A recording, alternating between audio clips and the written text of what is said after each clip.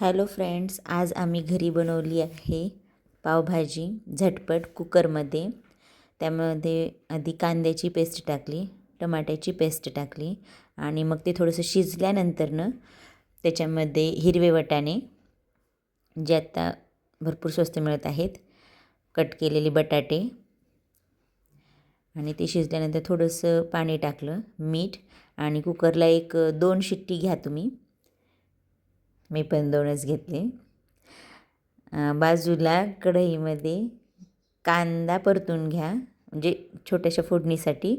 आणि ते ठेवलेले मटार, थोडं लाल तिखट, काळं तिखट आणि पावभाजी मसाला टेस्टसाठी. आणि ही जी फोडणी आहे ती चांगली बाजूला चरचरीत करून ठेवा. फोडणी जळणार नाही याची काळजी घ्या. आणि मग तोपर्यंत कुकरमधलं जे शिजलेलं असणार आहे त्याला स्मॅशरनं किंवा पळीनं कशानं तरी स्मॅश करून घ्या. झालं, मग आपली फोडणी त्याच्यामध्ये टाका. वरून हवा असेल तर थोडासा तडका करा आणि मग झालं, रेडी टू सर्व. ही आहे पावभाजी आणि ही आहे मी.